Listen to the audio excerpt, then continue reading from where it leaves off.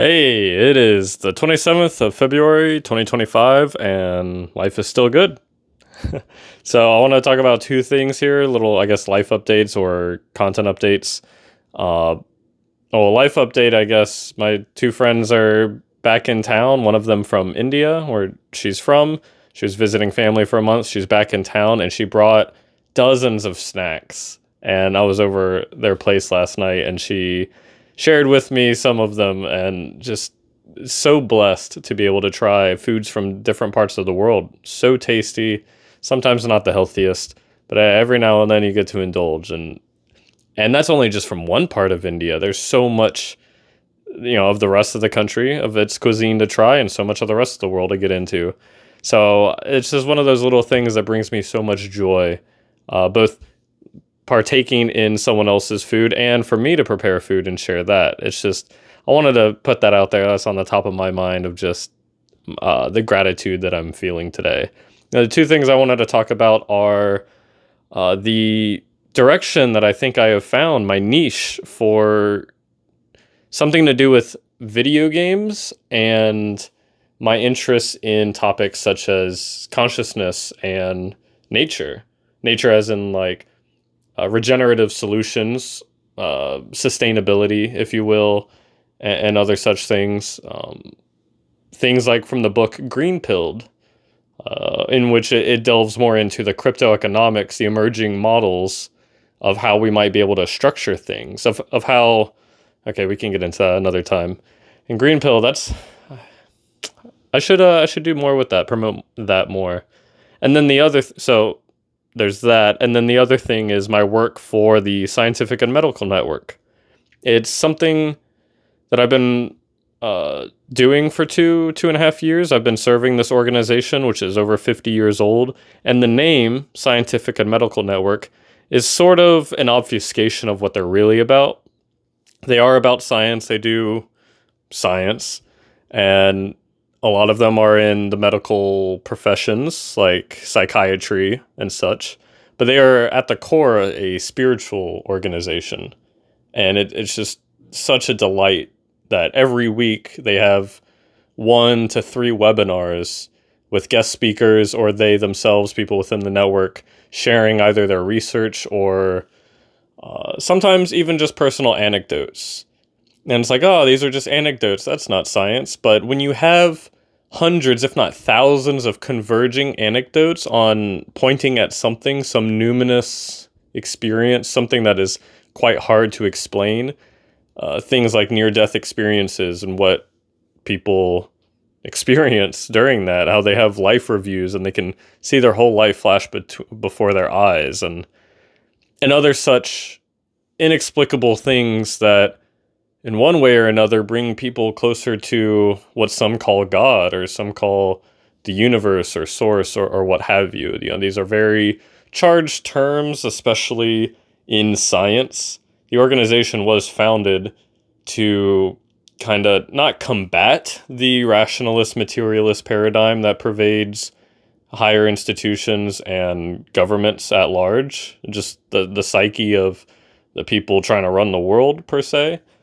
Not to combat them, but to really do the cutting edge science of, quite often in the fields of quantum physics, quantum mechanics, neuroscience, psionics, psychology. It's so fascinating. Things that we can now begin to give some scientific validity to the ancient wisdom that has pervaded indigenous cultures and holy texts for thousands of years. I myself was skeptical quite often in my life of this stuff, because it's like, all right, I've experienced this sense of the Holy Spirit, but what is it? Why can't we define it and describe it with scientific terms? Well, this organization does a whole lot of that, and it's just such a blessing, such a privilege, an honor, and a joy, a pleasure that I can serve them. I serve them by hosting a number of their webinars, half of them, sometimes more. Today's was a 4.5 hour event. Well, there's a half hour break, but a 4 hour event that was a part 2 of a book launch. So not only is it the Scientific and Medical Network, but it's this Venn diagram, this overlapping organization called the Galileo Commission. And one of the things they do is publish books. Yeah. And so this was a book launch part 2 in which they talked about synchronicity, the phenomenon of synchronicity, which I believe was coined by Carl Jung about 100 years ago, 90 years ago, and a number of other profound thinkers. And here's the real rub is we tend to exalt people in the past, people who have died and passed on in their work, and we go, wow, why didn't anyone understand them? They were genius, they were ahead of their time. And then we have these such people today, and we go, they're just crazy, or whatever, we're just going to ignore it. Or in other cases, people just aren't aware. Because something, it takes time to propagate and push these things. And also the members of this organization are older. They are less tapped into social media, YouTube, X, etc. So here's where I come in, and me and some of my youth colleagues of the subgroup of the SMN, which I co-founded. It's called the New Paradigm Navigators. Check it out, newparadigmnavigators.community. We are organizing our third annual symposium. It's going to be this July, end of July, I believe, the last weekend. Check out the website soon. Going to have it updated with all the information there. First, there'll be links for researchers, mystics, ceremonialists to apply to present. And then we'll have links for attendees to register. We grew year over year last time, and we aim to hopefully triple what we did last year. And a lot of that is for me to reach out to people I know and say, hey, this is a real thing. And the last 2 were so interesting. It was amazing that number 2 was even better than number 1 because the first one was so good. So there's that going on. And today's thing, I could rant on about it. Really just go and check it out. Maybe I end up clipping some things from it. There were some profound ideas.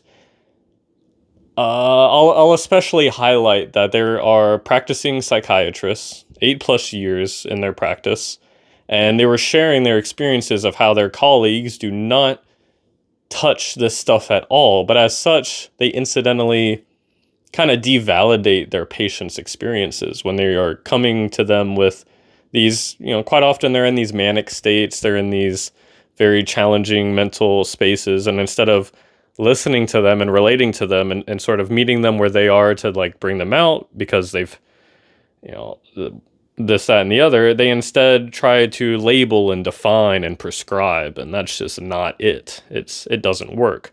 And quite often, across the board in therapy, in psychiatry, if these people have not gone through these experiences like mania, schizophrenia, and such, and gone through the other side and healed it and understood it firsthand, if all they've done is read it in a textbook and take some tests, and then they get a little fancy PhD and now they are the de facto expert on a thing, that's erroneous. That's gross. It's ineffective. And these people don't like to be told that, and they're going to be like, well, what are your credentials? And it's like, I've been through it. I've been through it. So I'm even more qualified to help, but I'm not in that capacity. That's not what I want to do. But to bring it around to my niche of the video game thing, I've now done 2 streams where I'm still exploring what form this might take. The first stream was an introduction and then a test of this thing that I did in the second stream. And the second stream, I was playing one of the games that I like to play, and it doesn't take so much of my focus, so I'm able to multitask, able to read chat if people are tuning in and chatting up. But I'm watching documentaries and interviews on these sorts of topics, on consciousness, on nature, and regenerative solutions, and generally things that are innovative and optimistic. There's a lot of doom and gloom out there in the world. And for years I've been seeing, I used to be there too. I used to be pessimistic and the world's going to end. I even used to be caught up in this, like, are we living in the end times? And everything is pointing to him being the Antichrist and these sorts of things. And it's like, hey, ultimately we don't know. But what I disagree with is throwing our hands up in the air and going, well, we're gonna be saved by something outside of ourselves. And I just, yeah, maybe. But until then, it's on us to put in the effort, to care, to actually, yeah, care, which is an action, which requires effort because it's so easy to not care. I've even been told by some friends, they're like, life is short. Why should I care? Like, I just want to do my own thing. I just want to binge out on video games. And I've been there too. I did that. I was throwing my life away for a number of years because I had the same sort of mentality. It's like, we die at the end anyway. Well, like, why care at all? Sort of things. And so I wish to spread a little joy and positivity and optimistic outlook on the fate of the world, the state of the world, the fate of the world as it is, and watch these things. The second stream I did was the first time that I watched one of these pieces of content, I guess that's a way to put it. It was Terence McKenna's final interview. It was about an hour and 3 minutes long. Really cool. I had someone from my part of Twitter pop in and chat a bit. And that reminds me I need to follow up and have a call with her. She brought up that Terence McKenna was working on this like mathematical model thing and there's software for it today. So that's really cool. So I learned something new. I've seen the final interview before, but then for her to tell me that there's like a software model based on his work and he passed in around 2000, it would be so interesting to hear his perspective on where AI is today. Because I think he would, I don't know, he was so interested in this sort of transhumanist vision, this sort of melding of our consciousness, or making it more machine-like, of coexisting and maybe evolving into these things, which I'm not entirely on board with per se. It'd just be so interesting to see what he thinks about this stuff. And maybe I would still disagree with him today on whatever his take is. But yeah, that's that in a nutshell. I'm gathering a list of videos that I would like to watch on stream. I need to probably lock in a schedule, and so figure out what times work well for me and work well for other people. I'm not concerned so much of conflicting with other like bigger streamers. What I'm doing is unique, it's niche, but I have to find a way to make it entertaining. I need to like hook, line, and sinker people in ish. You know, maybe that's shorts on TikTok, Instagram of like highlights. Maybe I put out some like low-key controversial things to generate buzz. It's not something I like to do. I've avoided I avoided doing any sort of clickbaity things in my life. It just seems disingenuous. And yet what I'm doing is authentic, and what I'm doing is positive and generative. And it's authentic. It's me. It's the things that I'm into. It's the things that I have maintained my integrity for, despite all the criticism and despite the times where I was really struggling to synthesize my experience, to like center the extraordinary things that I experienced that I had no previous context for. And it's part of the Scientific and Medical Network where I found people that understood and related firsthand, which gave me a sense of belonging. And now, that could quite often be dangerous, where you're entering an echo chamber of other crazy people. But that's not what this is. That's not who these people are. These people, for the most part, I can't speak for every member in the network, but a lot of them are very accomplished individuals. Lots of peer review published papers, journals, hundreds of books, so much research going back 50 plus years. The president of the SMN, Bernard Carr, was a collaborator of Stephen Hawking, if that gives you any sort of, maybe. So check it out. And check out my stream, check out my content, if you will. So me doing this personal stuff, I just chose Bruce Starlove. There's a story behind it, which evolved piece by piece. My gaming name for a number of years has been Lavitz, and then it was like Lavitz Star, and then there was Lavitz Love, and I just combined it Lavitz Starlove, and that's where Bruce Starlove was born. But I'm gonna hold on to the Lavit Starlove. So that's the name of my Twitch account, my YouTube account. Well, the YouTube is still Lavit's WoW, WOW, like World of Warcraft. Gonna post non-WoW things on the Lavit's Starlove YouTube, but all WoW stuff I'll just put there. And that's where I've been uploading my streams to. So I'm streaming on Twitch, putting it on YouTube. I might explore Kick and these other platforms. So yeah, that's my update. There's a whole lot of other things I could talk about, so I'll save that for another day. Be well. Thanks for watching. Yeah, I hope you're doing well. And if you're not, like, it's the cycles. There's ups and downs, and it's about remembering when things aren't going well that things will get better and how good things were, and it's just the cycle, and you just keep going. And quite often, I will say this, like, these topics can be destabilizing in a way, and it's not like a scary thing. It's just when I and others who shared today start awakening to the fact that consciousness is primary to reality.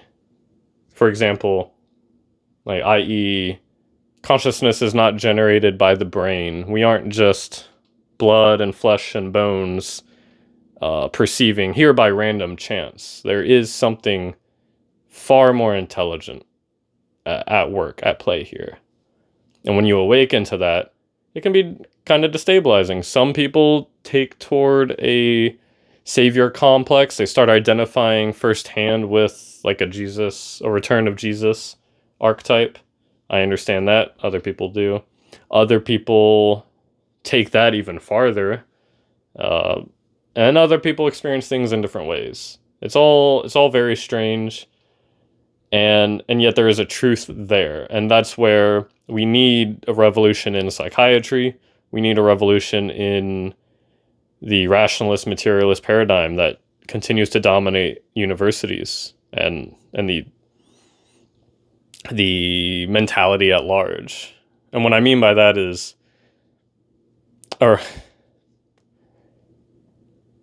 quite often these people are very hostile to these new ideas, which is so strange because we know in history, whenever people come up with a novel idea, like a Copernicus, like, hey, maybe Earth is not the center of the world, the universe.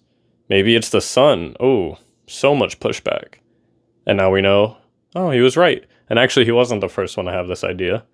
Other people had that thousands of years before. But, we credit the white man. We credit the European. He did it first. So anyway, there's a lot there, and I love to talk about this stuff. So tune in. I got to figure out a schedule. I might drop a poll on time slots, gauge interest when people would be able to tune in. And if not, I'll upload the VOD anyway. If you could support me, that would be great. I'm working on income through other means, through like actually, doing work, coding work and service work for established companies. I would love to be able to do my own thing, to be able to free me up to pursue this stuff firsthand. I'm looking at my bookshelf right now. There's a ton of books I want to get into or finish or have finished and want to make videos about. It would be really cool. The Holographic Universe, The Origin of Consciousness and the Breakdown of the Bicameral Mind by Julian Jaynes.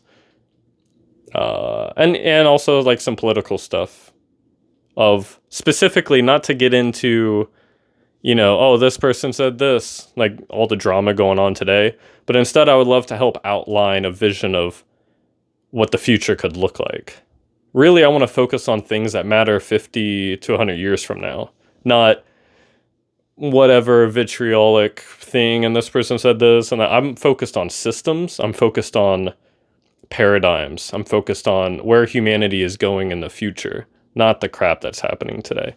So anyway, if you like this, drop a comment. Let me know what kind of things I should watch on stream. I just said his name too, Terence McKenna. So I have other philosophers and other such content. Let me know what you like, if any of this resonates. If none of this resonates, and if you want to have a conversation, pop in the stream, or we can chat down there. And yeah, give me some recommendations. So almost 20 minutes. That's wild how I can just talk and talk. So I'm going to end it there. Be well.